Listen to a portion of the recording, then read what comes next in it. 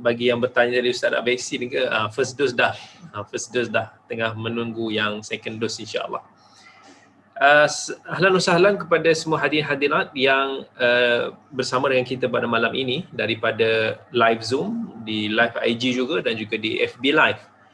Tiga medium yang kita bersiaran pada malam ini. Alhamdulillah wassalatu wassalamu ala Rasulillah wa ala alihi wa ashabihi wa man walah. Rabbi shrah li sadri wa yassir li amri wahlul 'uqdatam min lisani yafqahu qawli, amma ba'd. Sahabat-sahabat semua yang dikasihi oleh Allah, pada malam ini kita menyambung kembali pengajian kuliah kita yang yang bertemakan petua rezeki daripada Al-Quran dan As-Sunnah, yang merupakan buku terbaru saya, terbitan daripada Fahad Resources. Kita dah beberapa siri lah sebelum ini. Kita dah masuk daripada pendahuluan sampai kita dah minggu lepas kita dah sentuh tentang petua 1 dan juga petua 2. Dan pada hari ini insya-Allah kita akan sambung lagi dengan petua yang ketiga dan juga yang seterusnya. Baik. Petua yang ketiga untuk kita meraih rezeki daripada Allah Azza wa Jal, dia berdasarkan kepada sebuah hadis Nabi sallallahu alaihi wasallam yang diriwayatkan oleh Imam Ahmad dan juga Imam Tirmizi. Man nazalat bihi faqatun fa anzalaha bin nas kana qaminan min alla tusadda hajatu. Wa man anzalaha billahi azza wa jal ataahu Allahu birizqin ajilin aw mautin ajil. Nabi sallallahu alaihi wasallam bersabda, sesiapa yang ditimpa kesusahan lalu dia mengadukannya kepada manusia, maksudnya dia direport dekat manusia, dia mengeluh kat manusia, maka keperluannya tidak akan dipenuhi. Tapi sesiapa yang mengadukan kesusahannya kepada Allah, maka Allah akan mengurniakan rezekinya, sama ada cepat ataupun lambat. Dalam lafaz Aziz, minta maaf tadi kita ada sebut au mautin ajil, sebenarnya tak ada. Lafaz dia adalah atahullahu birizqin ajilin au ajil.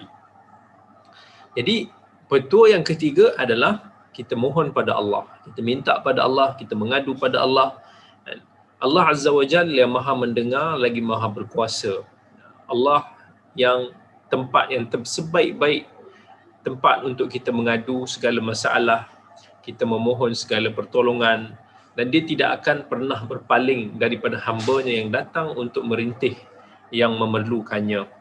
Allah Azza wa Jalla yang memiliki sifat Ar-Rahmah, dan kasih sayang dia sentiasa bersama dengan bantuan Nasrullah yang sentiasa hampir. Dan Allah yang memiliki segala sifat yang sangat-sangat baik. Allah Maha lembut, Allah Maha mendengar. Sudah pasti bila kita sebagai hamba-Nya ini mengeluh kepada Allah, kita merayu kepada Allah, kita memohon pertolongan daripada Dia, pasti Allah akan membantu kita. Allah sebut dalam suratul Baqarah, wa idza sa'alaka 'ibadi 'anni fa inni qarib ujibu da'watad da'i idza da'an. Dan apabila hamba-hamba aku bertanya kepadamu tentang aku, maka beritahulah kepada mereka, sesungguhnya aku sentiasa hampir dengan mereka. Aku perkenankan permohonan orang yang berdoa apabila dia berdoa kepada aku.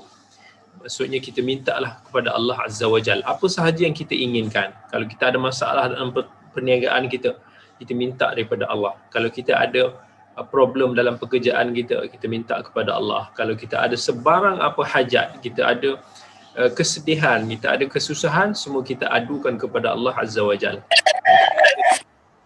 yang memberikan kita segala kehendak. Dialah yang memenuhi segala keperluan kita. Dalam sebuah hadis riwayat Muslim, iaitu hadis qudsi, Allah Azza wa Jal sebut, dia datang daripada sebuah hadis yang panjang kalau kita nak renungkan, iaitu hadis Abi Dzar radhiyallahu an. Dan Allah sebut dalam hadis qudsi ini, ya ibadi inni haramtu adh-dhulma ala nafsi wa ja'altuhu bainakum muharraman fala tadhalamu. Ya ibadi kullukum dhalun illa man hadaituh fastahduni ahdikum. Ya ibadi kullukum ja'i'un illa man at'amtuh fastat'imuni at'imukum. Ya ibadi kullukum 'arin illa man kasawtuh fastaksuni aksukum. Ya ibadi innakum tukhti'una bil-laili wan-nahar wa ana aghfiru adh-dhunuba jami'a فاستغفروني أغفر لكم يا عبادي إنكم لن تبلغوا ضري فتضروني ولن تبلغوا نفعي فتنفعوني يا عبادي لو أن أولكم وآخركم وإنسكم وجنكم كانوا على أتقى قلب رجل واحد منكم ما زاد ذلك في ملكي شيئا يا عبادي لو أن أولكم وآخركم وإنسكم وجنكم كانوا على أفجر قلب رجل واحد منكم ما نقص ذلك من ملكي شيئا يا عبادي لو أن أولكم وآخركم وإنسكم وجنكم قاموا في صعيد واحد فسألوني فأعطيت كل واحد مسألته ما نقص ذلك مما عندي إلا كما ينقص المخيط إذا أدخل البحر يا عبادي إنما هي أعمالكم أحصيها لكم ثم أوفيكم إياها فمن وجد خيرا فليحمد الله ومن وجد غير ذلك فلا يلومن إلا نفسه. Allah Azza wa Jalla dalam hadis ni dia kata, wahai hamba-Ku, sesungguhnya aku telah mengharamkan kezaliman ke atas diriku dan aku telah mengharamkan kezaliman antara kamu, maka janganlah kamu saling melakukan kezaliman. Wahai hamba-Ku, kamu semua dalam keadaan yang sesat kecuali sesiapa yang aku berikan petunjuk kepada dia, maka mintalah petunjuk kepadaku, nescaya aku akan memberikan kamu petunjuk.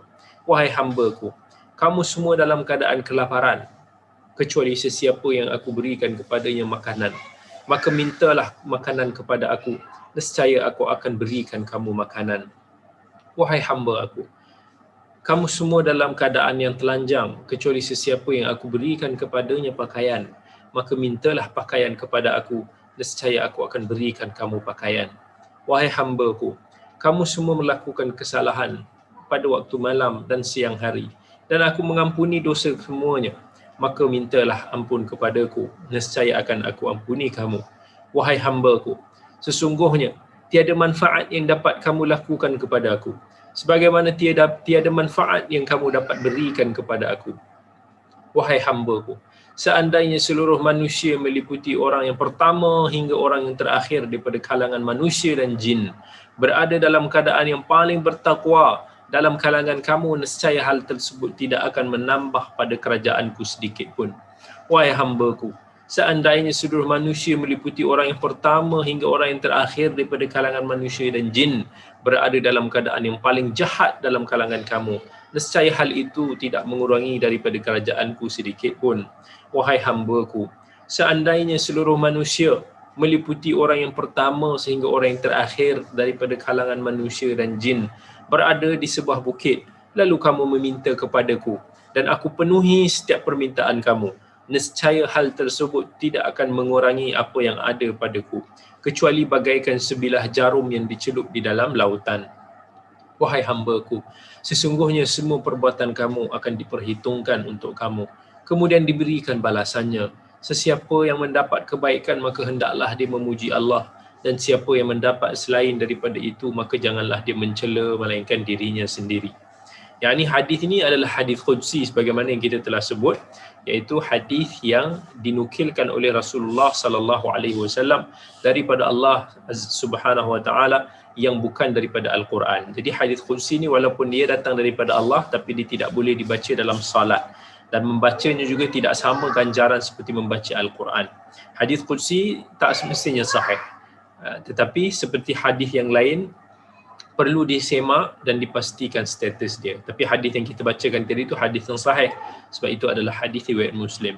Allah dalam hadis ini memanggil kita semua dengan panggilan wahai hamba-Ku, ya ibadi, kan? Ini panggilan daripada Allah Subhanahu wa taala yang menandakan kasih sayang dia yang maha tinggi. Sebab Allah tidak berhajatkan kepada para hamba-Nya, Allah tidak perlukan kepada kita, tetapi kita sebagai hamba-Nya lah yang memerlukan kepadanya. Dan bila dikatakan ya ibadi, wahai hamba-Ku, perhambaan ni dia ada dua jenis. Satu perhambaan yang khas, iaitu mereka yang beriman, yang menunaikan tanggungjawab dia sebagai hamba sebagaimana yang telah diperintahkan oleh Allah Subhanahu wa taala. Yang keduanya konsep perhambaan umum, iaitu merangkumi semua manusia sama ada yang beriman ataupun tidak. Sebab sememangnya tujuan manusia ini memang diciptakan untuk menyembah Allah, wa ma khalaqtul jinna wal insa illa liya'budun, dan Allah kata aku tidak ciptakan manusia dan jin ini melainkan untuk menyembah aku. Cuma manusialah sama ada yang memilih untuk beriman ataupun kufur kepada Allah. Allah Subhanahu wa taala dengan segala kekuasaannya mampu untuk nak melakukan apa sahaja, tetapi dia tidak sesekali berlaku zalim terhadap hamba-Nya disebabkan kesempurnaan sifat adilnya. Allah menafikan sifat zalim daripada dirinya sendiri yang menunjukkan keadilannya yang sempurna. Dan hanya Allah Subhanahu wa taala yang berkuasa untuk menetapkan sesuatu ke atas zatnya sendiri. Sebagaimana dia telah menetapkan ke atas dirinya sifat adil, begitu juga Allah telah menetapkan ke atas dirinya dengan sifat kasih sayang. Allah sebut dalam suratul An'am, "Qul liman ma fis samawati wal ard, qul lillah kataba ala nafsihi rahmah." Kan, tanyalah wahai Muhammad, kepunyaan siapakah segala yang ada di langit dan di bumi ini? Katakanlah semua itu adalah milik Allah. Dia yang telah menetapkan ke atas dirinya sifat rahmah. Manusia dilahirkan dalam keadaan yang jahil. Kita semua begitu. Kan? Kita dilahirkan dalam keadaan yang tak mengerti apa-apa. Sebelum kita semua jadi cerdik pandai pada hari ini, sebelum kita hari ini memegang apa-apa jawatan ataupun apa-apa profession kerjaya sekalipun, kita dilahirkan semua sama daripada perut ibu kita yang tidak mengerti apa-apa. Wallahu akhrajakum min butuni ummahatikum la ta'lamuna syai'a wa ja'ala lakumus sam'a wal absara wal af'idah la'allakum tashkurun. Allah yang telah mengeluarkan kamu daripada perut ibu kamu dalam keadaan tak mengetahui apa pun, dan kemudian Allah mengurniakan kepada kamu pendengaran, penglihatan, supaya kita dapat bersyukur kepada Allah. Allah yang dorong kita ke jalan hidayah dia melalui ilmu ataupun doa. Jadi kita kena selalu berdoa pada Allah, semoga Allah kurniakan kepada kita petunjuk, semoga Allah kurniakan kepada kita rezeki, semoga Allah kurniakan kita kepada ilmu yang bermanfaat untuk kita beroleh rezekinya, dan jangan kita sesekali kita berputus asa daripada menimba ilmu yang boleh memberikan kefahaman yang lurus terhadap agama dan juga amalan kita. Allah lah sebaik-baik pemberi rezeki. Dialah yang memberikan manusia makanan, dialah yang memberikan kita pakaian, dan dialah yang memberikan kita kediaman dan segala macam rezeki. Tadi pun kita bacakan hadis yang panjang tadi. Allah kata kamu semua dalam keadaan telanjang melainkan siapa yang aku bagi pakaian. Kamu semua dalam keadaan lapar kecuali sesiapa yang aku berikan kepada mereka makanan. Maksudnya kita ini tak memiliki apa pun. Kan, macam tadi kita, mungkin hari ni tadi orang agak kecoh sikit tentang virus satu video yang mana seorang lelaki muda, seorang usahawan, dia mengherdik seorang lelaki tua, memperolok-olokkan orang tua tersebut masa tengah bagi bantuan. Kalau nak bagi bantuan, bagilah dengan ikhlas, tapi dia boleh herdik kepada pakcik tua tersebut. Sedih kita tengok kan, sampai dia kata Tuhan hantar saya ni untuk nak menolong kamu. Sampai dia bagi boleh perli pula dekat orang tua tu, dia cakap pakcik menyesal tak? Kan, pakcik menyesal tak kecil-kecil dulu main, tak macam seolah-olah tak berusaha begitu. Sampai begitu sekali dia menghina pakcik tua yang datang untuk nak mengambil bantuan daripada dia. Dia bersikap seperti Qarun. Innama utituhu ala ilmin indi. Kata Qarun ni, aku dapat semua ni, aku berjaya hari ini di atas usaha aku. Dan kita tak sedar, kita ni tak ada apa-apa pun. Kita ni miskin je kalau Allah tak kayakan kita. Kita tak ada apa pun, kita tak miliki apa pun. Anytime kalau Allah nak tarik, Allah boleh tarik. Hari ni kita boleh tidur dalam keadaan yang selesa, esok kita boleh fakir papa kedana kalau Allah kehendaki. Ramai daripada kalangan manusia ni yang lebih yakin dan percaya bahawa sumber rezeki yang mereka perolehi adalah daripada hasil kerja keras dan kepintaran. Sampai terlupa bahawa sebenarnya sumber rezeki yang sebenar-benarnya adalah daripada Allah yang Maha memberikan rezeki. Tetapi usaha dan perancangan hanyalah wasilah untuk mendapatkan rezeki kurniaan Allah. Kejayaan ataupun kegagalan dalam memperolehi sesebuah rezeki itu bergantung kepada keizinan daripadanya. Kan, Allah nak bagi izin kita berjaya, kita berjaya. Allah nak bagi izin kita kaya, kita kaya. Sebab tu sangat penting untuk kita nak kukuhkan kebergantungan kita kepada Allah. Sebab dialah yang Maha Ar-Razzaq, yang melimpahkan kita segala macam kurniaan dia. Dan dialah yang telah memenuhi keperluan segala ciptaannya di seluruh alam manusia. Bukan kita sahaja, tetapi keperluan satu alam semesta ini. Sebab tu kita kena tingkatkan, kita bila nak mengadu kepada Allah, berdoa kepada Allah. Kita kena ada satu bonding yang kuat antara kita dengan Allah. Allah tak perlukan sesiapa pun.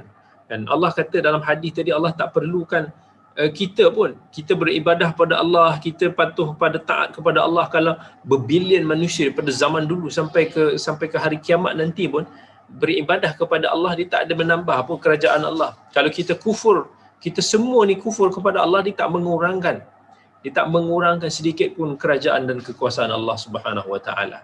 Sebaliknya, kita sebagai manusia lah, sebagai makhluknya yang memerlukan kurniaan daripada Allah disebabkan kekurangan yang kita miliki. Kan kita tak mampu, kita ada banyak sangat kelemahan kita. Kita perlukan Tuhan yang telah menciptakan kita untuk melimpahkan kita segala macam rezeki. Allah kata dalam surah Al-Dhariyat, ma uridu minhum min rizq wa ma uridu an yut'imun innallaha huwar razzaqu dzul quwwatil matin. Aku tidak menghendaki daripada mereka itu rezeki, kan? Aku tidak menghendaki supaya mereka memberi makan kepada aku.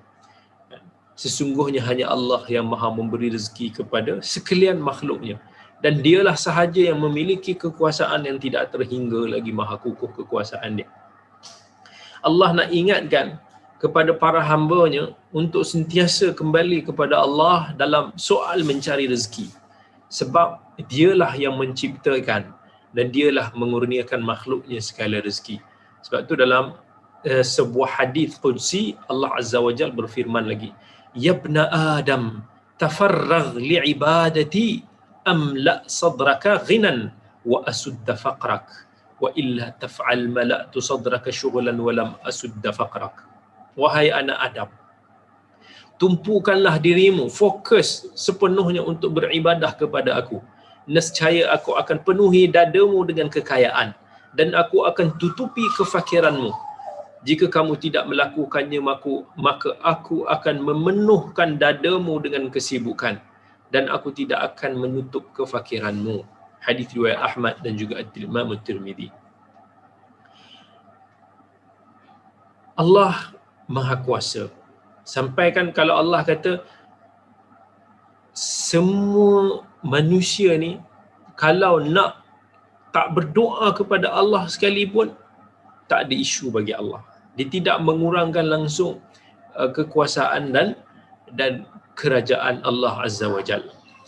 Dan bila Allah sebut dalam hadis tadi, hadis qudsi yang awal tadi, kan, kalau Allah makbulkan semua doa-doa kita, kata satu dunia ni daripada zaman Nabi Adam sampai ke hari kiamat nanti, semua Allah makbulkan permintaan kita, tak kurang sedikit pun daripada apa yang ada di sisi Allah, kecuali Allah kata bagaikan sebilah jarum yang dicelup di dalam laut. Allah gunakan uslub mubalaghah yang digunakan dalam menggambarkan kekuasaan kerajaan Allah. Contohnya bila Allah sebut dalam suratul A'raf, innal ladzina kadzdzabu biayatina wastakbaru anha la tufattahu lahum abwabus sama wa la yadkhulunal jannata hatta yalijal jamalu fi sammil khiyat. Sesungguhnya orang yang mendustakan perintah kami dan yang angkuh merasakan dirinya lebih daripada mematuhinya, tidak akan sesekali akan dibukakan bagi mereka pintu langit, dan mereka tidak akan masuk syurga sehingga unta masuk ke dalam lubang jarum. Allah bagi satu perumpamaan di situ. Jadi jangan sesekali kita lupakan Allah. Kita contohkan kalau kita sakit, apa yang pertama sekali, kalau kita sakit kepala lah, saya cakap, apa yang kita demam ke, apa yang pertama sekali yang kita nak buat? Ramai daripada kita fikir, terus fikir Panadol contohnya, terus fikir ubat, terus pergi nak jumpa doktor. Tetapi yang kita tak perasan sebenarnya adalah kenapa kita tidak berdoa dulu pada Allah? Sebab Allah lah yang maha menyembuhkan. Kita doa dulu, kita amalkan beberapa sunnah Nabi SAW. Nabi kalau dia sakit, dia akan baca a'udzubillahi bi'izmatihi wa qudratihi min syarri ma ajidu wa uhadhir.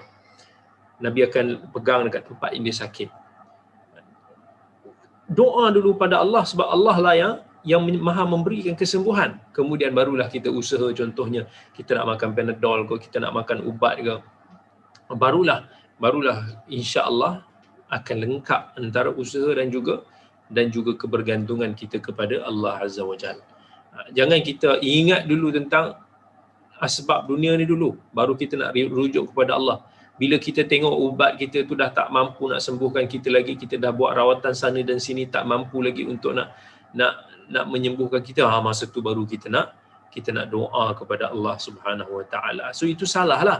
Sebab kita doa dulu pada Allah, kita minta dulu pada Allah, dan kemudian kita usaha. Dia ada keiringan tersebut, tapi sentiasa dahulukan Allah. Jangan ke belakang ataupun kemudian. Kalau kita tengah naik kereta, tiba-tiba kereta kita pancit, kan? Ada tak kita ingat dulu, ya Allah, tolonglah, bantulah aku untuk nak mengatasi masalah ini. Dan baru kita call siapa-siapa, kita call kawan kita call siapa-siapa keluarga kita untuk nak datang bantu kita, ataupun apa-apa musibah yang melanda kita. Siapa dulu yang kita cari? Adakah Allah ataupun makhluk Allah? Itu masing-masing tanya kepada diri masing-masing. So nak melihat sejauh mana kebergantungan kita kepada Allah, dan Allah ini dia akan sentiasa menurut sangkaan hamba-Nya. Baru dalam minggu lepas ada seorang sahabat saya, dia bagi tahu pada saya, kan, Ustaz, saya kalau sakit kepala, saya akan doa macam mana Nabi SAW doa yang tadi kita bacakan tadi. Saya pegang kepala saya dan saya doa, alhamdulillah Ustaz, sakit kepala saya itu hilang. Saya boleh tidur balik dengan tenang. Dia punya keyakinan daripada Allah tu sangat-sangat tinggi. Saya kenal lah dia orang yang sangat tinggi lah dia punya kebergantungan dia kepada Allah. Jadi banyakkan berdoa kepada Allah. Semoga Allah kurniakan kita segala rezeki idaman kita. Nak apa? Minta kepada Allah. Nak perniagaan yang berjaya, minta kepada Allah. Nak kereta sport, minta kepada Allah. Nak apa lagi? Apa-apa sahaja yang kita nak minta kepada Allah, minta kepada Allah. Sampai sahabat ni dia kata, kalau aku nak mencari walaupun barang yang kecil, iaitu tali unta itu sekalipun, aku akan doa pada Allah. Allah lah yang maha memiliki segala rezeki dan segala kekuasaan. Allah kata dalam suratul Ankabut, fabtaghu indallahi rizq wa'buduhu washkurulah ilaihi turja'un. Carilah rezeki di sisi Allah, sembahlah Allah dan bersyukurlah kepada Allah, dan ingatlah kepada Allah jugalah kamu akan dikembalikan. Tengok, Allah kata itu usaha, nak cari rezeki, tapi jangan lupa Allah. Allah ingatkan kita kepada Allah dua benda. Yang pertama sekali, jangan lupa ibadah kepada Allah, wa'buduh washkurulah, dan bersyukur kepada Allah. Nak cari rezeki, jangan sampai kita tinggal solat, jangan sampai kita lewatkan salat, jangan sampai kita abaikan amal ibadah kita yang lain. Nak mencari rezeki kekayaan, jangan sampai kita abaikan sedekah, jangan sampai kita tak ada masa untuk nak berbuat kebaikan. Washkurulah, bersyukur kepada Allah. Maksudnya kita always menzahirkan kita punya kesyukuran, penghargaan kepada Allah Subhanahu Wa Taala. Allah ingatkan ilaihi turja'un, kepada Allah lah kamu akan kembali. Ingat, apa-apa sekalipun kamu akan kembali pada Allah. Kalau Allah mengurniakan kepada kamu 2 bilion sekalipun, kamu akan kembali kepada Allah. Apa sahaja yang kamu miliki, kamu akan tinggalkan dan kamu akan kembali kepada Allah Azza wa Jalla. Ingat, ketika Nabi Musa alaihi salam berdoa kepada Allah, dan ketika dalam keadaan sehelai pinggang, masa kita sebelum ni ada masa kisah Nabi Musa, ingat tak? Kisah Nabi Musa ni kisah yang paling panjang kita cerita sebelum ni, kan? Kita cerita macam mana ketika Nabi Musa ni dihalau, lari daripada Fir'aun, sehelai sepinggang, diburu oleh bapa angkatnya Fir'aun. Apa yang Nabi Musa, Allah ceritakan Nabi Musa buat? Nabi Musa terus angkat tangan doa kepada Allah, Rabbi inni lima anzalta ilayya min khairin faqir. Wahai Tuhanku, sesungguhnya aku sangat berhajat kepada sebarang rezeki pemberian yang Engkau berikan. Dia doa rezeki dia minta daripada Allah. Dalam suratul Qasas Allah sebutkan. Maksudnya dia tak ada pakaian dia minta pada Allah, tapi kita kena ingatlah, maksudnya bukan doa tu sampai kita abaikan usaha dan tawakal yang kita dah sebutkan. Omar pun dimarah bila dia tengok ada orang ni, dia doanya tapi dia tak pergi bekerja, dia tidak berusaha. Dan Umar marah orang tu. Dia kata, kamu duk doa pada Allah, kamu ingat macam rezeki, duit ni turun daripada langit ke? Maksudnya kamu tak ada usaha. Nabi SAW sendiri banyak berdoa kepada Allah dengan lafaz urzuqni, iaitu kurniakanlah aku rezeki. Urzuqni ya Allah, minta ya Allah, inna nas'aluka rizqan tayyiba, ya Allah aku memohon kepadamu semoga dikurniakan rezeki yang baik. Doa minta kepada Allah, jangan lupa kan, kita minta. Nabi pun boleh minta tu semua daripada Allah, dan kesemua itu menggambarkan bahawa Allah Azza wa Jal itu sebagai yang maha memperkenankan doa dan juga yang maha mengurniakan rezeki. Apa nama Allah? Al-Mujib dan juga Ar-Razzaq. Al-Mujib tu yang memperkenankan doa, Al-Razzaq itu yang maha mengurniakan rezeki. Ramai orang ni bila dia nak ingat pada Allah, bila dia nak doa pada Allah, dia doa waktu bila? Masa dia dalam keadaan yang susah. Masa dia senang, dia lupa ke Allah. Subhanallah, dia lupa ke Allah. Dia tengah kaya, dia tengah dapat projek, dia tengah macam-macam, dia lupa pada Allah. Tapi bila Allah uji dia dengan kesusahan, masa itulah baru kita nak berlari kepada Allah. Masa kita senang kita lupa Allah, macam mana kita nak menghampiri Allah ketika kita memerlukan, sedangkan kita menjauhi Allah ketika kita merasakan segala kecukupan. Dalam hadis riwayat At-Tirmizi, Nabi SAW mengatakan, man sarrahu ay yastajiballahu lahu 'inda syada'idi wal karbi falyukthirid du'a fil raha. Sesiapa yang ingin Allah memakbulkan doanya ketika di dalam kesulitan dan kesusahan, perbanyakkanlah berdoa ketika dia dalam keadaan yang senang, ketika dia dalam keadaan yang lapar. Ada yang bertanya di IG, Ustaz, boleh tak kita solat duha sebab kita nak murah rezeki? First kali betulkan niat, kan? Rezeki Allah tu first kali maha luas. Kalau kita solat duha itu kita mengharapkan semoga mendapat keredaan Allah, itu baru betul. Dan jangan risau, bila kita buat sesuatu itu untuk mengharapkan keredaan Allah, maka sudah pasti Allah akan menjaga kita. Kan Allah tidak akan mensia-siakan sesiapa yang dikasihi olehnya. Ihfazillaha yahfazka. Dan jagalah Allah, Allah akan menjaga kamu. So betulkan dulu konsep. Ada orang bila dia solat duha ni dibayangkan dia nak kaya, kan? Sedangkan kalau kata fadilat solat duha itu melapangkan rezeki. Rezeki Allah itu maha luas dalam pelbagai sudut. Tidak semestinya berbentuk wang ringgit. Kadang-kadang Allah gunakan rezeki kita dalam keadaan yang anak-anak yang sihat, diri kita yang sihat, kelapangan, ketenangan, kebahagiaan dan sebagainya.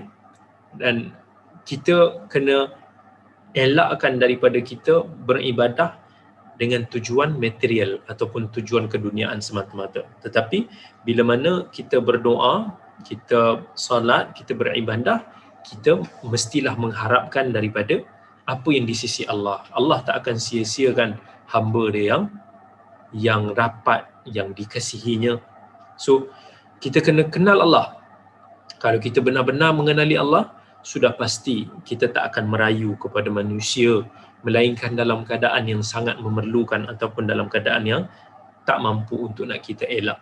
Sebab kita biasanya akan kecewa sekiranya kita meletakkan harapan kepada manusia. Manusia ni sifat dia apa? Manusia ni sifat dia tak suka bila ada orang datang mengeluh. Dia tak senang bila ada orang datang meminta.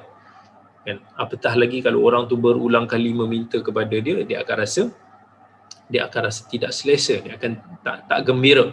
Sedangkan Allah Azza wa Jal happy, Allah Azza wa Jal gembira apabila mendengar rintihan dan permintaan doa daripada hamba-Nya.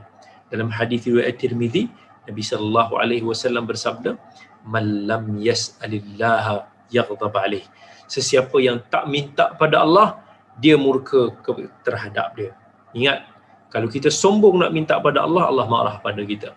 Jangan pula bila kita ada permintaan kepada Allah, kita pun malulah nak minta pada Allah. Allah seganlah, takkanlah aku ni banyak buat dosa ni, aku nak doa pada Allah mesti Allah tak makbulkan. Kan orang macam aku ni, jangan timbul kata-kata seperti itu. Sebab Allah ni kalau kita tak minta kepada dia, Allah marah. Sebab tak efek pun kalau Allah nak bagi. Tadi pun kita dah bacakan hadis. Kalau Allah nak bagi, semua yang kita minta pun tak ada efek langsung. Kan? Tak ada isu. Berbeza dengan manusia. Manusia ni kenapa dia rasa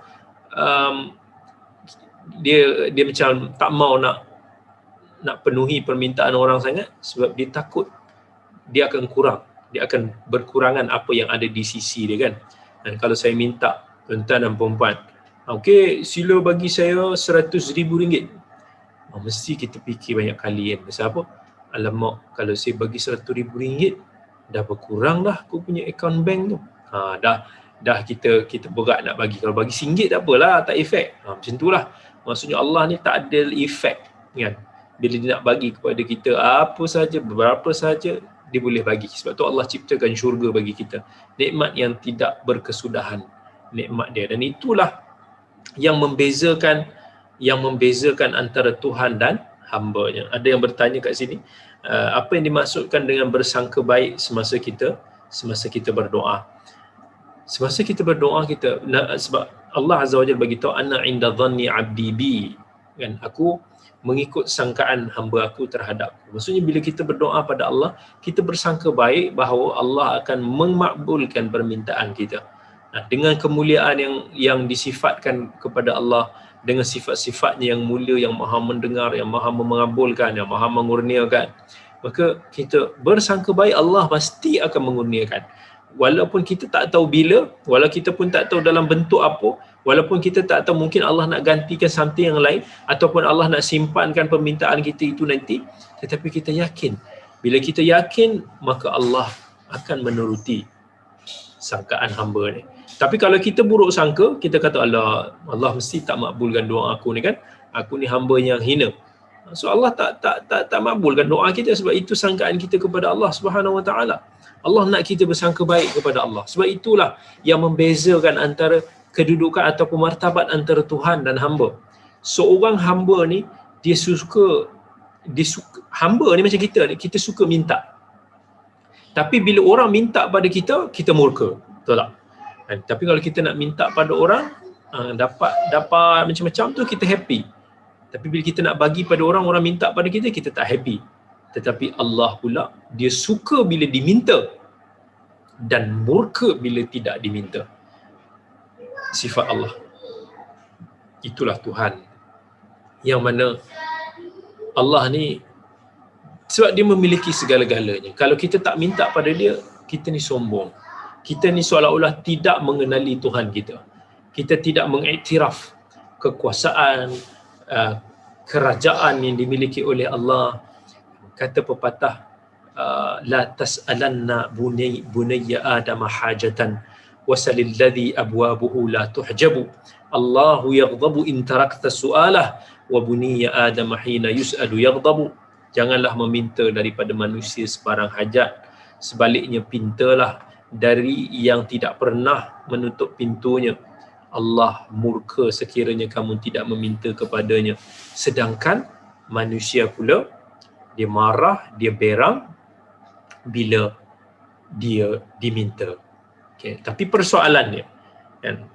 Okay, sebelum kita tengok ada satu soalan, dia kata macam mana yang dikatakan dilarang berlebih-lebihan ataupun melampau ketika berdoa.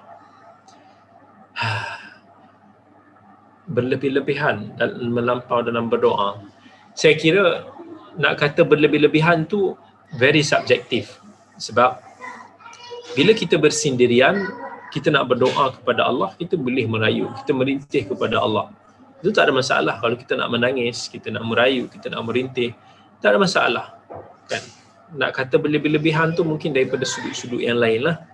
Contohnya bila kita nak berdoa tu kita tak ikhlas ke, atau kita nak riak, kita nak menunjuk-nunjuk dan sebagainya. Ustaz boleh tak kalau waktu kita berdoa ni kita cakap, ya Allah, aku ni hamba-Nya yang sangat lemah, hina dan khilaf. Itu satu pengiktirafan. Boleh untuk nak kita memberikan pengiktirafan semacam itu. Sebagai contoh dalam hadis Sayyidul Istighfar, apa yang diajarkan kepada kita masa kita ucapkan Sayyidul Istighfar, Allahumma anta rabbi. Mula-mula kita iktiraf Allah dulu. Ya Allah, engkau adalah Tuhanku. Allahumma anta rabbi, la ilaha illa anta rabbi wa ana abdu. Kita iktiraf dulu, puji dulu Allah. Kita kata Allah itu Tuhan kita, kita adalah hamba. Baru kita sebut kelemahan kita. Wa ana ala ahdika wa wa'dika mastata'. A'udzu bika min syarri ma sana'at. Abu'u laka bi ni'matika alayya wa abu'u bi dhanbi. Kemudian kita sebut kelemahan-kelemahan kita. Antaranya kita minta kepada Allah, kita akan berpegang pada janjinya selagi mana yang kita mampu. Kita mengiktiraf nikmat yang Allah beri kepada kita dan kita mengiktiraf dosa-dosa yang kita lakukan. So pengiktirafan itu satu benda yang boleh dilakukan ketika kita berdoa. Persoalannya, adakah haram untuk kita meminta bantuan daripada manusia? Sedangkan dalam hadis Nabi SAW, wa idza sta'anta fasta'in billah. Kan? Bila kamu nak meminta pertolongan, kamu mintalah daripada Allah. So kita tengok, ada some orang dia confuse. Dalam bab ni kalau kita tidak jelas, maka dia boleh terjebak dalam syirik. Okay. Ada benda yang merupakan hak mutlak milik Allah. Macam contohnya, kita nak minta kesembuhan daripada penyakit. Kita nak minta rezeki. Adakah boleh kita nak minta rezeki daripada manusia? Tak boleh. Kan? Sebab Allah yang memiliki hak mutlak rezeki itu. Allah lah yang Asy-Syafi, yang maha menyembuhkan. Maka dalam bab tersebut kita berdoa meminta kepada Allah. Tetapi kalau manusia itu hanya daripada sudut wasilah sahaja. Sebab tu Allah kata dalam satu ayat, Allah kata, Qul afara'aytum ma tad'una min dunillahi in aradani Allahu bidurrin hal hunna kashifatu durrih aw aradani birahmatin hal hunna mumsikatu rahmatih. Qul hasbiyallah alaihi tawakkalul mutawakkilun. Katakanlah kepada mereka, kalau demikian, bagaimana fikiran kamu tentang yang kamu sembah selain daripada Allah itu? Jika Allah hendak menimpakan aku dengan suatu bahaya, dapatkah mereka mengelakkan ataupun menghapuskan bahayanya itu? Atau jika Allah hendak memberi rahmat kepada aku, dapatkah mereka menahan rahmatnya itu? Katakanlah, cukuplah bagiku Allah yang menolong dan memelihara aku. Kan? Dan kepada Allah lah kita berserah, dan bagi orang-orang yang mahu berserah diri. So, dalam perkara yang khas milik Allah, kita kembalikan kepada Allah. Tapi dalam perkara yang termasuk dalam ruang lingkup kudrat dan tanggungjawab manusia, yang manusia ni hanya sebagai satu wasilah, maka dibolehkan untuk kita minta bantuan manusia, dan dalam benda tersebut digalakkan untuk manusia ni saling membantu dalam kebaikan. Wa ta'awanu 'alal birri wat taqwa wa la ta'awanu 'alal ithmi wal 'udwan. Hendaklah kamu tolong menolong dalam membuat kebajikan dan takwa, dan janganlah kamu tolong menolong dalam melakukan dosa dan permusuhan. So ingat hadis yang utama, apa kata Nabi tadi, man nazalat bihi faqatun fa anzalaha bin nas kana qaminan min alla tusadda hajatu. Sesiapa yang ditimpa kesusahan lalu dia mengadukan kepada manusia, maka keperluannya itu tidak akan dipenuhi. Wa man anzalaha billahi azza wa jal atahu Allahu birizqin ajilin aw ajilin. Sesiapa yang mengadu pula kepada Allah, maka Allah akan mengurniakan dia rezeki sama ada cepat ataupun lambat. Hadis riwayat Ahmad. So ingat, petua yang ketiga adalah kita mengadu pada Allah, kita berdoa kepada Allah. Cari waktu-waktu yang mustajab. Tak semesti bila kita nak berdoa pada Allah ni, kita kena pergi dekat Mekah saja ke, kita kena pergi depan pintu Kaabah saja. Sebab antara asbab al-ijabah, antara sebab-sebab doa kita ini mustajab, ada pelbagai sebab, bukan hanya di depan pintu Kaabah sahaja. Tetapi Allah jadikan sebagai contoh 1/3 malam yang terakhir. Dan kita bangun pukul 4 malam, pukul 5 pagi, dan kita 4 pagi, 5 pagi tu kita solat, kita doa pada Allah. Itu antara waktu yang makbul.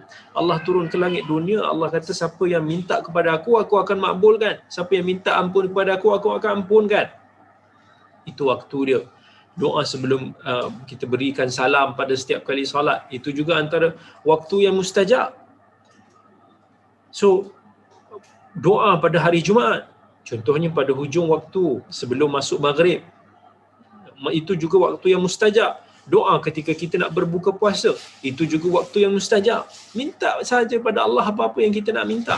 Jangan rasa, ya Allah, malulah aku nak minta doa macam ni. Tak apa, kalau kata kita teringin, ya Allah, kalau masing-masing teringin nak pakai kereta Porsche, minta pada Allah. Dan minta pada Allah, kan Allah akan bagi jawab. Malulah aku, tak, kalau aku nak minta pakai kereta Porsche kan. Contoh macam tu. Nak minta harta dunia ni tak ada apa di sisi Allah, kan? Nothing, it's nothing di sisi Allah, kan? So bagi kita sahaja kita rasa benda tu besar, tapi di sisi Allah benda tu tak ada apa. Dan sebab tu dunia ni, kalau kita kumpulkan satu dunia ni pun tak ada nilai di sisi Allah berbanding dengan sayap nyamuk tu, tak ada nilai langsung. So jaga, ingat doa pada Allah tu petua yang ketiga. Petua yang keempat. Okay, ada yang tanya ni, Ustaz, walaupun kita banyak berdosa, tak apa ke kita berdoa pada Allah? Itulah sifat manusia.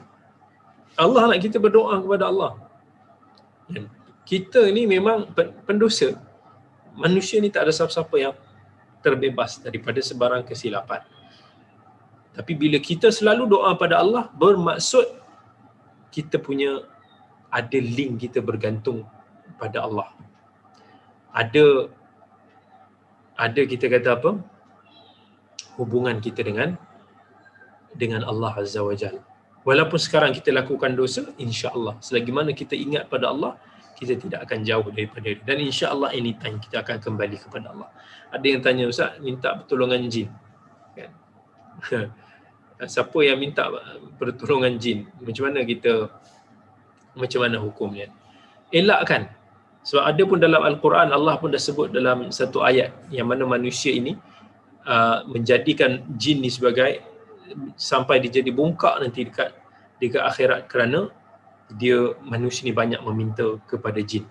Lagi satu betul, baca surah dalam suratul jin ada disebutkan tentang perkara tersebut. Lagi satu, kita langsung tak tahu tentang apa-apa berkaitan dengan jin.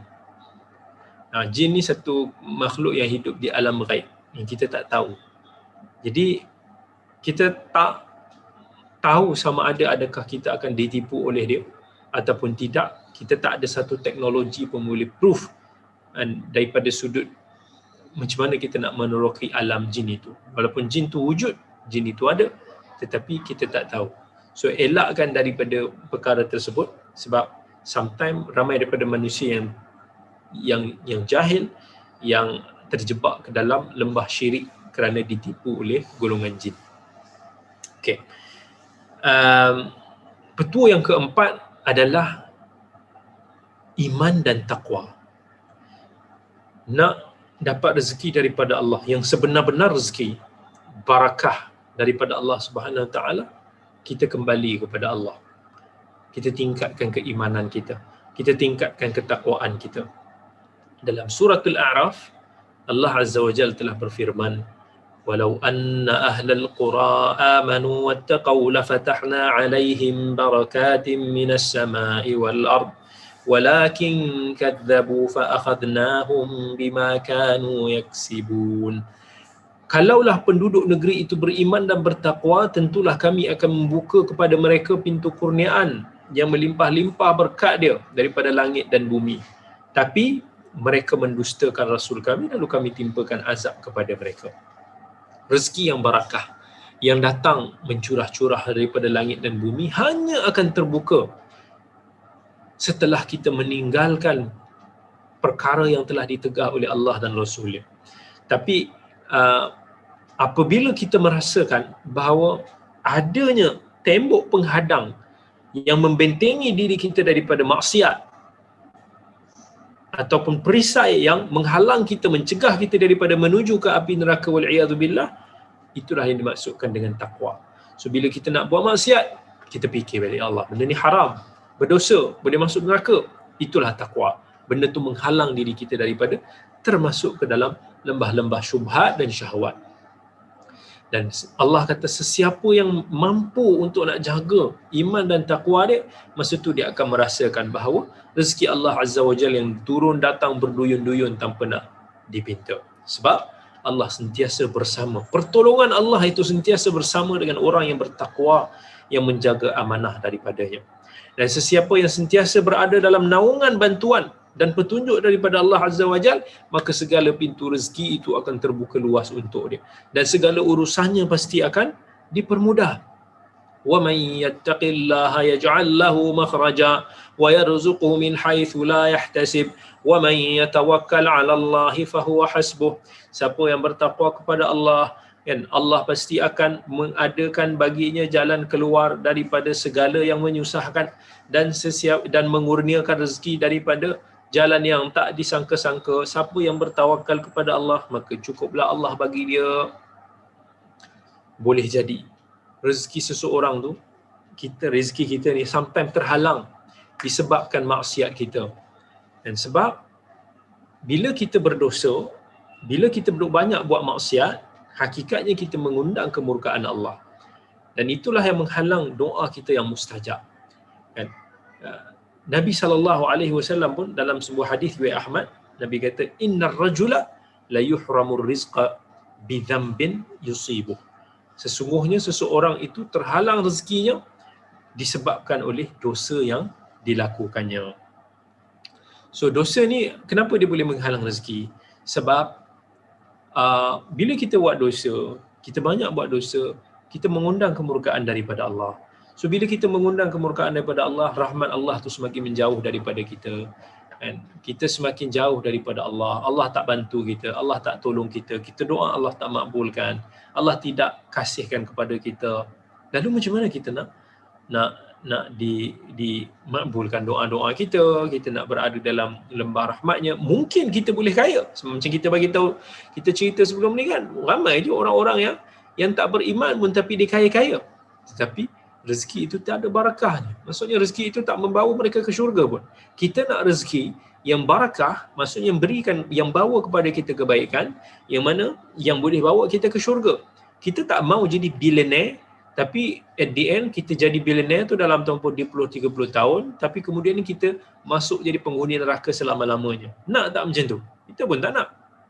Kita biarlah kita hidup sederhana, ada rezeki yang barakah, yang boleh membuatkan kita ini dalam ruang lingkup ketaatan kepada Allah. Itu yang kita nak. Kita tak mau bila kita kaya, kita lupa pada Allah sampai kita tak ada masa untuk nak menuntut ilmu, tak ada masa untuk nak beribadah, kita tak ada masa untuk nak buat kebajikan dan sebagainya. Itu semua bukan rezeki yang barakah. Itu rezeki yang menjauhkan kita daripada Allah. Itu rezeki yang menjauhkan kita daripada syurga Allah. Itu bukanlah rezeki barakah yang kita nak cari. Sebab tu nak cari rezeki yang barakah adalah kita melalui iman dan juga takwa kita. Jangan kita khawatir untuk nak melaksanakan perintah Allah. Sebab Allah yang akan memelihara kita. Kan? Kalau kita nak mencari rezeki kurniaan Allah ni, kita jangan sampai efek kepada amal ibadah kita. Jangan kita teragak-agak untuk nak tangguhkan dulu mesyuarat kita, untuk kita nak dahulukan dulu waktu solat kita. Dan jangan kita rasa harta kita ni akan berkurangan bila kita duk buat rezeki kebajikan, bila kita duk bersedekah, bila kita duk beri hadiah, bila kita duk keluarkan zakat. Kan? Jangan pula kita risau kehilangan projek kalau kita tak bagi ataupun kita tak mengamalkan rasuah. Jangan kita korbankan nilai agama kita, kan, demi untuk nak meraih keuntungan duniawi. Sebab segala rezeki kita hakikatnya telah ditentukan.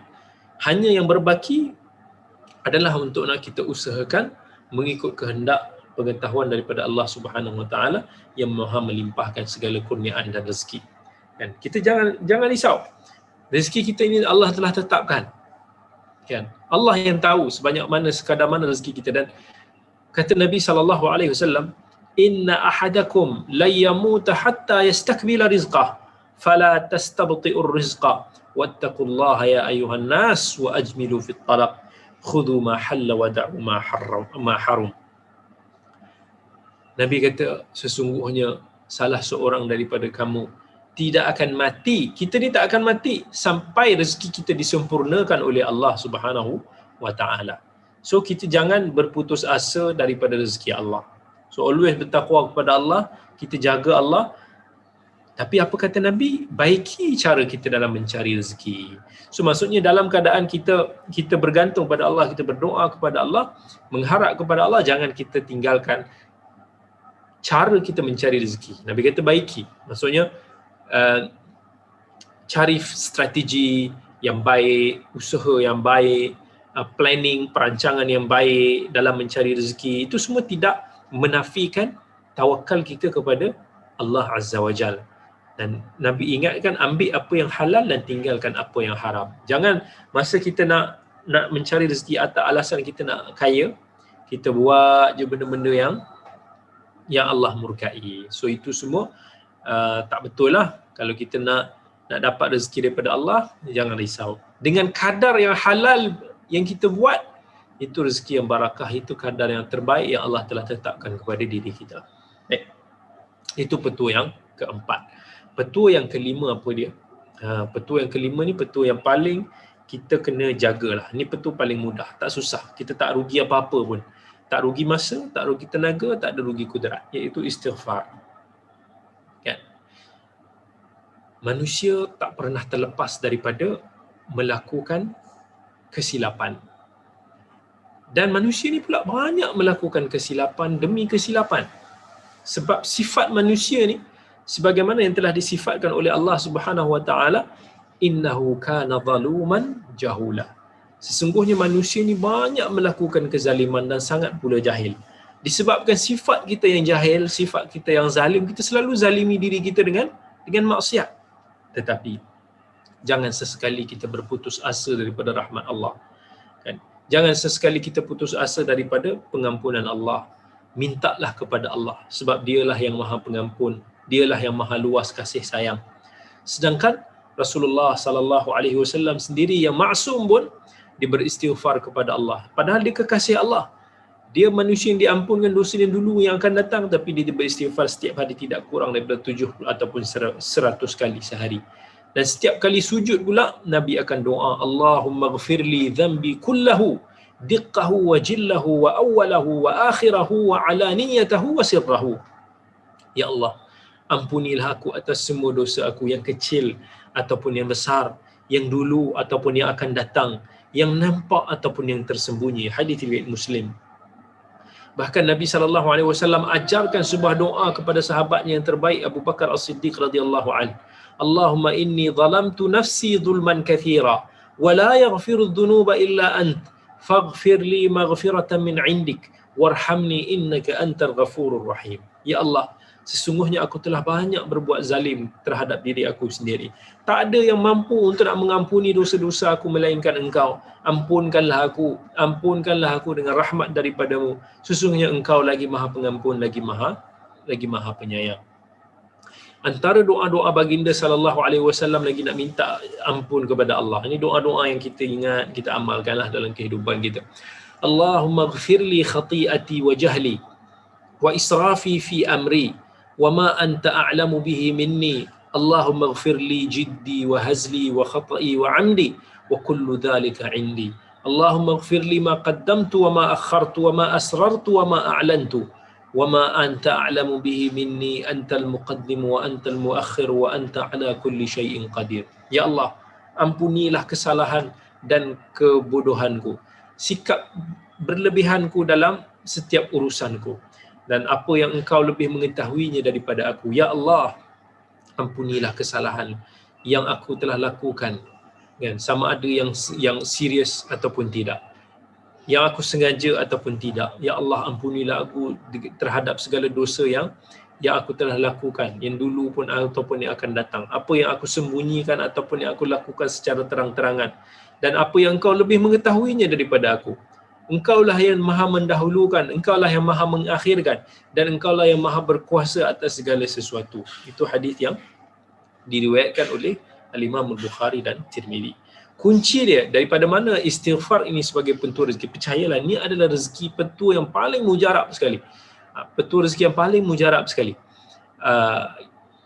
pegang pada hadis Nabi SAW riwayat Abi Daud, man lazimal istighfar ja'alallahu lahu min kulli dhiqin makhraja wa min kulli hammin faraja wa razaqahu min haitsu la yahtasib. Siapa yang melazimi istighfar ni maksudnya anytime masa dia lapang, dia tengah masak, dia tengah relax, tengah buat apa ke, tengah bersiram pokok ke, astagfirullah, Allah akan jadikan untuk dia di setiap kesempitan yang dia alami itu jalan keluar. Kalau dia ada kekhawatiran, dia ada kebimbangan, maka Allah akan berikan dia kelapangan. Dan yang paling penting, Allah akan kurniakan dia rezeki yang tak disangka-sangka. Rezeki tak disangka-sangka itulah yang kita suka, yang kita nak. Dan tiba-tiba lah, saya bangun pagi tu, tiba-tiba ada orang bagi ni. Tiba-tiba ada orang bagi ni. Kita pun tak jangka benda tu. Kita happy. Kan? Masya Allah, itu rezeki yang tak disangka-sangka, benda yang kita tak plan. Tiba-tiba Allah berikan dia kepada kita. So, istighfar ni maksud dia apa? Istighfar ni dia asal daripada perkataan ghafara. Yang maksud ghafara ni dia melindungi, menutupi. Orang Arab panggil mighfar ni topi perisai tu sebab dia lindung kepala kita kan. Sebab tu istighfar ni digunakan dalam agama kita sebagai lafaz kita memohon kepada Allah. Semoga Allah tutup dosa-dosa kita ni supaya tak ditayangkan ke akhirat. Dan dengan saya berani nak bagi tahu bahawa ni adalah petua yang terbaik, yang paling mudah, yang paling mujarab, yang boleh dirasakan mereka yang mengamalkannya secara konsisten. Dan kat mana rahsia petua ni? Rahsia dia terletak pada maksud daripada istighfar tu sendiri. Istighfar tu adalah kita memohon pengampunan daripada Allah. So mereka yang minta daripada Allah, insya-Allah Allah akan ampunkan dia. Dan mereka yang dapat pengampunan daripada Allah, bersih daripada segala-gala dosa, maka doa dia akan lebih mudah diperkenankan. Maka bila berdoa dia diperkenankan, semua orang doa supaya diberi kesenangan, semua orang doa supaya diberikan rezeki, maka Allah akan makbulkan, Allah akan bagi rezeki sebab dia bersih daripada dosa. Maka akan dibukakan pelbagai pintu rezeki yang tak disangka-sangka. Sebab tu dalam satu kisah, Hasan al-Basri dulu kalau orang datang mengadu kat dia, ya Hasan al-Basri, tempat aku kemarau, dia kata istighfar. Dia kata ada orang datang, dia kata aku tak ada zuriat, istighfar. Dia kata kebun ni tak subur, istighfar. Semua orang yang datang mengadu masalah pada dia bagi tips untuk nak beristighfar. Jadi bila orang dengar dia kata, kau semua benda kau cakap istighfar. So apa Hasan Basri jawab? Sebab aku tidak memberi tips ini datang daripada diri aku sendiri, tapi dia datang daripada Allah Azza wa Jalla. Dalam surah An-Nuh ayat 10, Allah kata, faqultu astaghfiru rabbakum innahu kana ghaffara yursilis samaa'a 'alaikum midrara wa yumdidkum bi amwalin wa banina wa yaj'al lakum jannatin wa yaj'al lakum anhara. Allah kata, istighfarlah kepada Tuhanmu, dialah yang Maha Pengampun. Sebab Allah lah yang menghantarkan hujan lebat yang mencurah-curah kepada kamu. Itu sebahagian daripada rezeki Allah. Wa yumdidkum bi amwalin wa banin, Allah melimpahkan kepada kamu harta benda dan anak-anak. Itu juga rezeki daripada Allah. Ya, sebab tu ada banyak kisah sebenarnya yang berkaitan dengan istighfar ni kalau saya nak kongsikan. Tapi subhanallah, ada orang dia mengadu, dia cerita kat saya lah, dia kata, Ustaz, benda yang sama datang pada Hasan Basri. Kata, Ustaz, dia kata kami dah berkahwin, tak salah dekat 7 tahun dan kami dah usaha, masih lagi tak dikurniakan anak. Dia minta saya doakan. Saya kata kat dia, tips yang paling perfect, istighfar banyak-banyak. Lazimi istighfar. Lazimi ni maksudnya jadikan amalan harian yang tak terhad pada waktu-waktu tertentu, anytime. Dia kata insya-Allah. Lepas tu saya pun dah terlupa dah cerita pasal dia. Sampailah few months after that, dia message saya, dia kata, Ustaz, kalau Ustaz ingat saya yang datang dulu minta nasihat daripada Ustaz kata kat saya istighfar, saya amalkan dengan isteri saya. Dia kata alhamdulillah, isteri saya dah mengandung sekarang Ustaz. Masya Allah, tabarakallah. Saya dapat je mesej daripada tu, saya punya happy yang teramat happy. Sebab this is something yang kita witness, yang kita saksikan di hadapan mata kita sendiri, petua ini. Dan bukan pada orang saja, even pada diri kita sendiri pun, kalau kita konsisten amalkan, memang Allah murahkan satu laluan rezeki yang mana kita tak sangka-sangka, yang kita tak jangka-jangka. Dan sama orang dia macam mana kata, rezeki yang disangka ni macam expected, Okay, berapa gaji dia sebulan? Katakan gaji dia 5,000. Okay, expected lah gaji tu. So, benda yang boleh dijangka lah. Tetapi rezeki tak disangka-sangka ni benda yang datang, yang ini, yang itu, yang kenapa ni? Siapa yang bagi ni? Contoh macam tu. Benda tu dia akan merembeskan satu chemical dalam brain kita, dopamin tu, which is yang akan stimulate kita punya happiness bila kita dapat sesuatu yang tak disangka-sangka. Sebab tu Allah always, dia akan ganjari kita, dia akan tarik kita punya asyauq, kerinduan kita ini dengan menceritakan tentang syurga. Bila Allah ceritakan tentang syurga tu, bila kita dapat nanti syurga itu, tengok apa yang kata orang ahli-ahli syurga ni, dia bila dekat akhirat, dia akan puji Allah. Dia kata alhamdulillahillazi hadana li hadza wa ma kunna linahtadiya laula an hadana Allah. Puji Allah, punya happy dapat syurga. Sampai kata kalau tak kerana Allah yang beri hidayah kepada kami, kami tidak akan dapat petunjuk ni. So banyak lagi yang mana saya dengar daripada masyayikh-masyayikh sendiri di Arab, yang dia pernah ada, ni ada satu kisah lah, masyayikh kat sana dicerita, ada satu kes ni lebih kurang, dia pernah, macam mana, ayah dia ataupun dia pernah dihukum, nak dijatuhkan hukuman penjara kalau esoknya dia tak melangsaikan ada satu hutang tu lah. Dia mungkin jadi penjamin or something like that kepada ayah dia ke apa.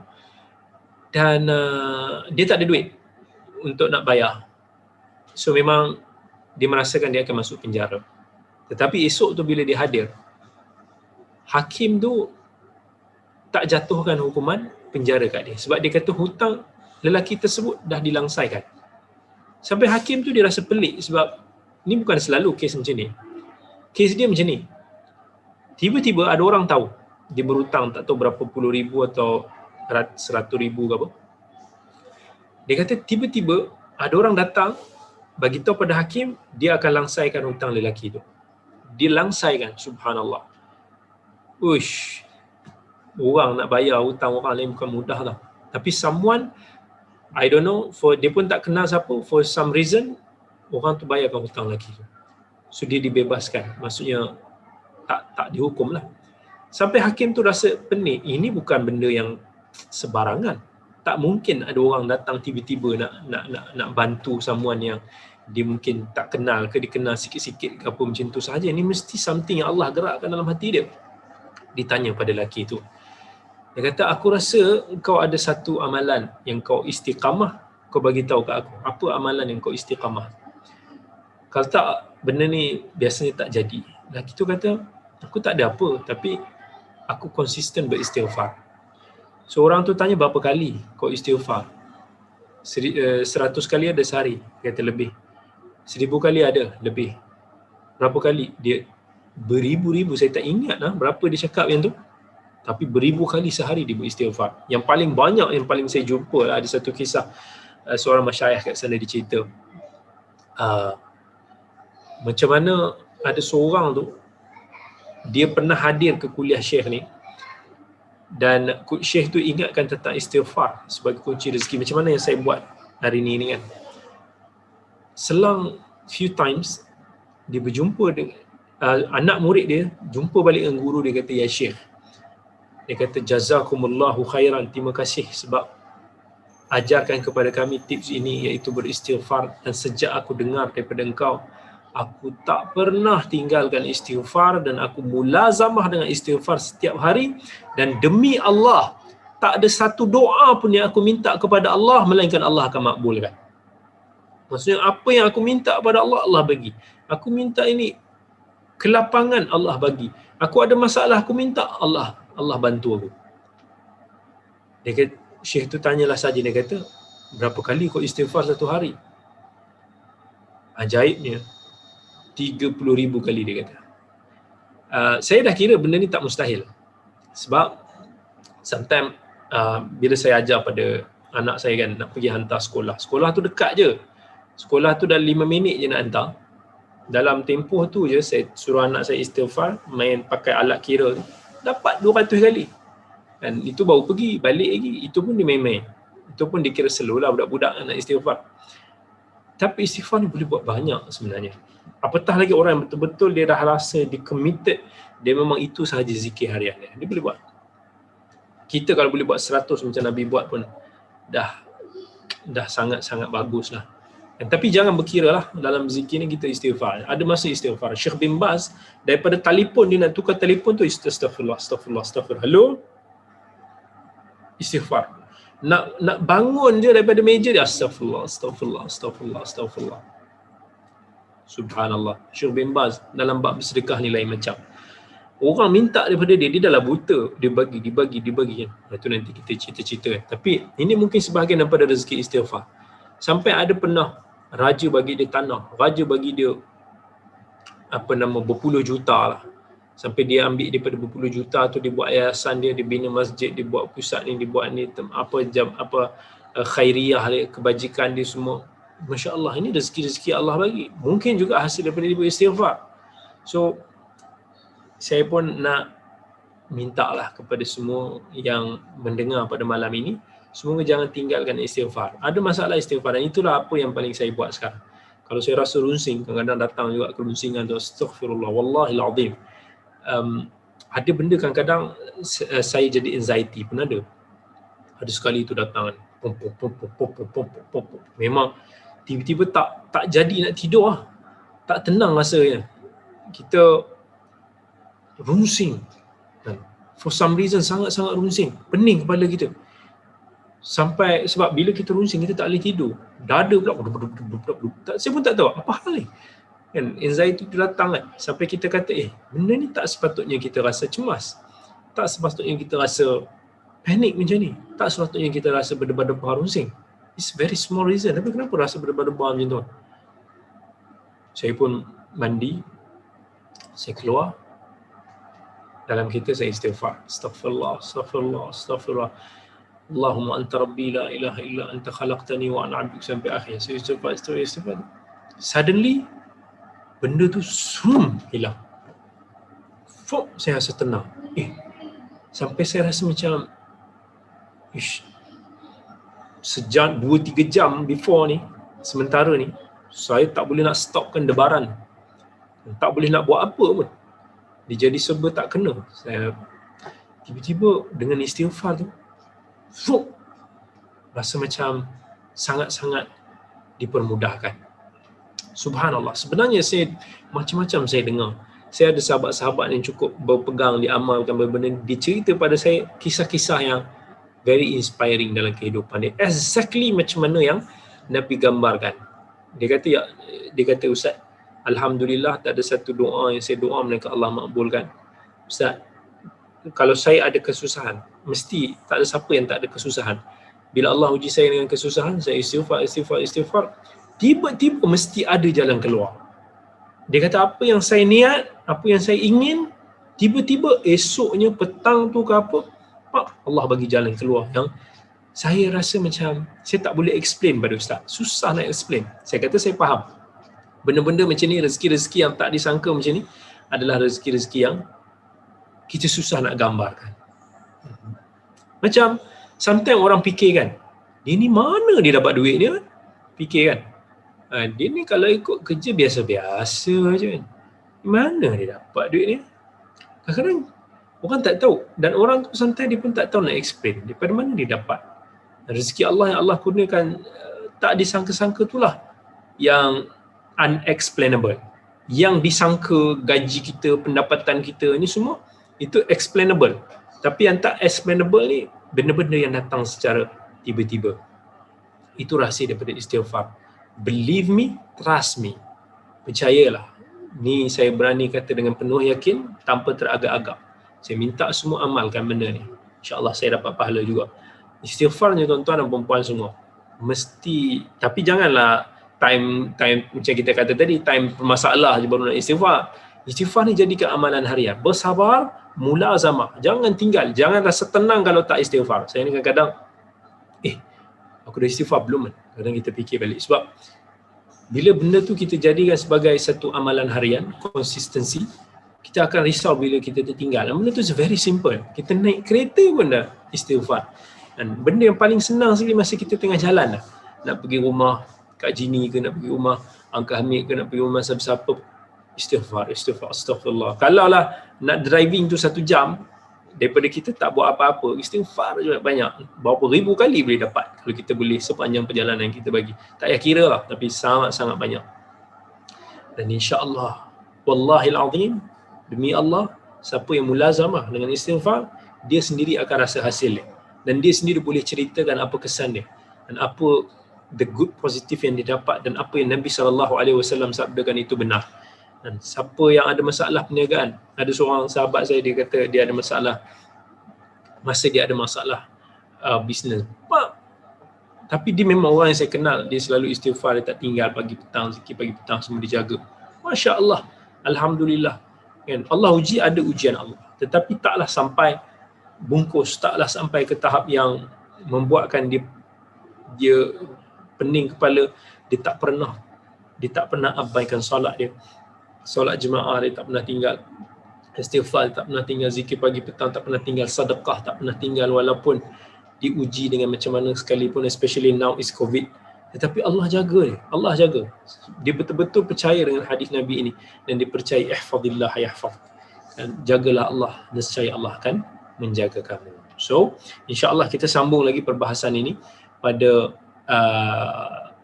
minggu hadapan insya-Allah. Dan insya-Allah kita akan pergi juga kepada tips yang seterusnya. Terima kasih, barakallahu fikum. Kita ada yang kata astagfirullah, ini macam mana ucapan astagfirullah. Ini sebenarnya baru kita nak sebut, tapi tak apalah. Dalam Al-Quran ada banyak bentuk-bentuk lafaz istighfar. Kita boleh baca astagfirullah, tak ada masalah.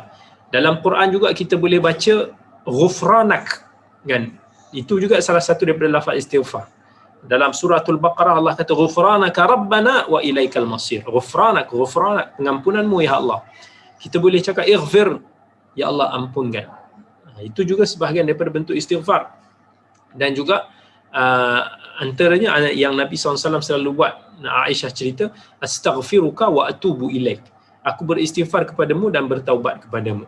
So pokoknya sebenarnya nak beristighfar ni nak guna lafaz pun tak apa, astaghfirullah. So maksud dia adalah astaghfirullah, iaitu ya Allah, aku meminta pengampunan daripadamu ya Allah. Aku minta supaya engkau tutupkan dosa-dosaku ya Allah. Itu je. Kalau kita nak kata astaghfirullahalazim, azim ni sebahagian daripada sifat Allah lah, kita sebut sifat Allah, mungkin itu probably better, no problem. Kita nak sebut ghufranak pun tak ada masalah, itu lafaz yang sabit daripada Al-Quran juga. Nak kata astaghfiruka wa atubu ilaik pun boleh juga, sebab itu juga lafaz yang warid daripada hadis Nabi SAW. But bila kita beristighfar, kita cuba fahamlah, maksudnya ketika kita beristighfar ni, kita nak minta ampun daripada Allah.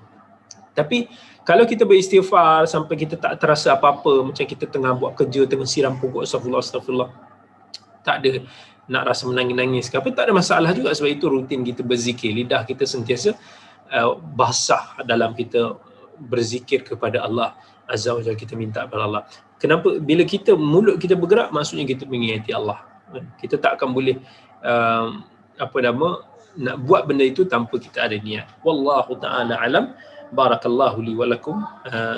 InsyaAllah kita bertemu lagi pada minggu hadapan. Terima kasih banyak saya ucapkan pada hadirat semua yang bersama dengan kita pada malam ni di live Zoom, IG dan juga di live Facebook. Jangan lupa minggu depan kita sambung, datang pada tepat masanya. 9 suku kita akan mula insyaAllah kelas kita setiap hari Rabu malam. Jadi bertemu lagi minggu hadapan. Assalamualaikum warahmatullahi wabarakatuh. Terima kasih banyak.